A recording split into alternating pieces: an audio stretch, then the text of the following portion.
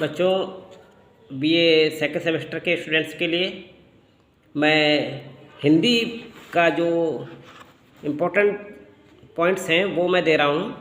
हिंदी का पेपर 15 तारीख को है, तो इससे पहले फटाफट आपको मैं 2 दिन के अंदर आज और कल आपके लिए जल्दी से जल्दी 2-3 वीडियोस मैं आपको देने वाला हूँ कार्यालय हिंदी और कंप्यूटर के संबंध में।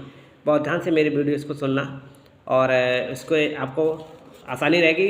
क्वेश्चन पेपर में आपको वो क्वेश्चंस मिलेंगे मैं जो बता रहा हूँ, तो कृपया ध्यान दें और ध्यान से वीडियो को सुनना। कॉपी पेन लेकर के नोट्स भी कर लेना जब मैं आपको आंसर्स बताऊँ। तो कार्यालय हिंदी का परिचय, कार्यालय हिंदी का स्वरूप और उद्देश्य और क्षेत्र के बारे में आपका जो पहला इकाई है। दूसरी इकाई में कार्यालय हिंदी और सामान्य हिंदी है। तीसरे में आपको जो पारिभाषिक शब्दावली है इसके बारे में। तो मैं आपको सबसे सीधे क्वेश्चंस पे जा रहा हूँ कि पारिभाषिक शब्द क्या है।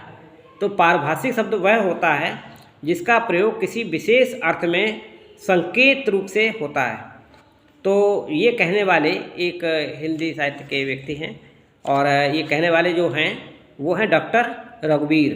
तो डॉक्टर रघुवीर ये कह रहे हैं कि पारिभाषिक शब्द के बारे में पूछा जाए कि क्या होता है तो आप बताओगे इसका प्रयोग किसी विशेष अर्थ में संकेत के रूप में। तो डॉक्टर रघुवीर कह रहे हैं, तो इस बात को याद रखना है। एक और कहने वाले थे, वो ये कह रहे थे कि पारिभाषिक शब्द अभिधार्थ में ही ग्रहण किए जाते हैं, लक्ष्यार्थ या व्यंग्यार्थ में नहीं। तो जहाँ पर आपके लक्ष्य या व्यंग के बारे में कोई बात कह रहा हो तो उस जगह पर आप व्यक्ति आप बताएंगे वो कौन थे कहने वाले, डॉक्टर सूरज भान सिंह। यानी कि सूरज जहाँ पर दिख जाए तो वहाँ पर लक्ष्य और व्यंग की बातें नहीं होती हैं। इस तरीके से याद रखना। आप एक लिंक मैंने आपको बता दिया, ठीक है। अगली चीज़, भाषा की सबसे छोटी सार्थक और स्वतंत्र इकाई। बहुत इंपॉर्टेंट क्वेश्चन है और ये है शब्द। यानी कि सबसे छोटी, जब कोई शब्द बोलते हैं जैसे हनु बोला, तनु बोला, पानी बोला, जल बोला, इस तरीके से, तो बहुत छोटी सी है, सबसे छोटी सी है लगभग। और इसमें सार्थक, इसका कोई अर्थ निकल के आया, सार्थक हो, स्वतंत्र है और अपने आप में पूरी बात बता देता है। तो वो शब्द है, वो कहलाता है शब्द। ना वो अर्थ, ना वाक्य, ना अक्षर, तो इसको हम सबसे छोटी में मानते हैं शब्द। जो शब्द सामान्य एवं पारिभाषिक दोनों रूपों में प्रयुक्त होते हैं। जो शब्द हम सामान्य रूप में भी और पारिभाषिक दोनों ही रूपों में यूज करते हैं वो कहलाते हैं अर्ध पारिभाषिक, अर्ध पारिभाषिक। तो ये आपको याद रखना है कि जो हम सामान्य और पारिभाषिक दोनों ही रूपों में हम यूज करें, तो इस बात को आपको याद रखना है।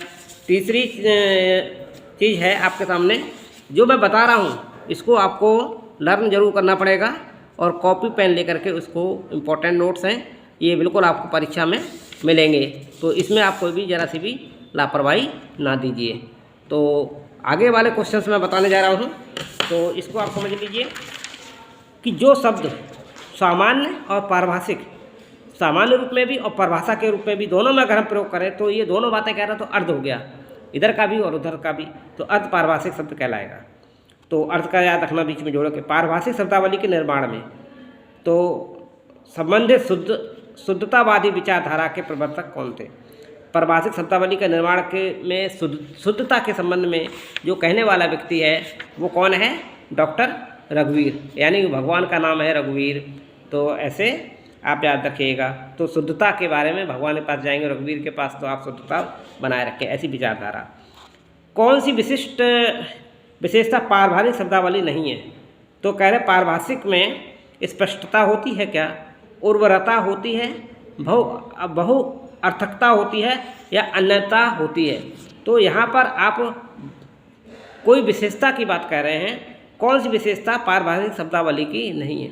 परिभाषा में बहुबादली बात नहीं होती है, जो भी होती है स्पष्ट होती है। तो एक अर्थ निकल के आएगा, स्पष्टता भी हो सकती है, उर्वरता भी हो सकती है, अनंतता भी हो सकती है, लेकिन बहु अर्थ नहीं हो सकते उसकी। तो इस तरीके से एग्रीमेंट के लिए एक हिंदी में एक शब्द बना है, तो इसे हम पितवाद कहते हैं, करार कहते हैं, नियमन कहते हैं, करारनामा कहते हैं। तो आपको याद रखना पड़ेगा, एग्रीमेंट है मतलब आपका बीच में दो लोगों के बीच में करारनामा लिख गया है, हो गया, तो इसका करारनामा हो गया एग्रीमेंट का मतलब। एब्डिक्शन के लिए हिंदी शब्द है। एब्डिक्शन के लिए हिंदी शब्द क्या है, पदत्याग है, अधिसूचना है या कार्यान्वयन, एब्डिक्शन शब्द जो होता है पद त्याग से संबंधित होता है। हमने अपना पद त्याग दिया, एब्डिक्शन कर दिया। एनेक्स्चर का हिंदी रूपांतर क्या है? एनेक्स्चर आपने अक्सर सुना होगा, एनेक्स्चर, फलाना एनेक्स्चर लगा दो, अपने किसी भी आगे अपनी बात को कर रहे हैं तो उसमें डॉक्यूमेंट्स का लगा देना। तो एनेक्स्चर्स का मतलब क्या है? यहाँ पर अनुबंध है, आवंटन है, अनुलग्नक, यानी कि कोई भी हम फाइल बनाते हैं उसके संग में कुछ कागज़ लगा देते हैं तो वो हम कहलाते हैं एनेक्स्चर। तो हमने वो एनेक्स्चर लगा दिया, यानी अनुलग्नक कर दिए, संग में संलग्न कोई डॉक्यूमेंट्स कर देते हैं, वो अनुलग्नक कहलाते हैं। पारिभाषिक शब्दावली आयोग ने खाली स्थान में शब्दों को भी स्वीकृत माना है। तो इसमें हमने संकर शब्दों को भी, यानी कि मिलावटी संकर, जो पारिभाषिक शब्दावली आयोग ने कह दिया कि जो मूल है, पाली है या प्राकृत है, इसके अलावा संकर को भी उन्होंने उसमें मान लिया है। तो ये आपका फर्स्ट सेमेस्टर के इंपॉर्टेंट पॉइंट्स थे, ये आप नोट कर लीजिए। अगला मैं वीडियो आपको देने जा रहा हूँ दूसरा, इसके पार्ट 2।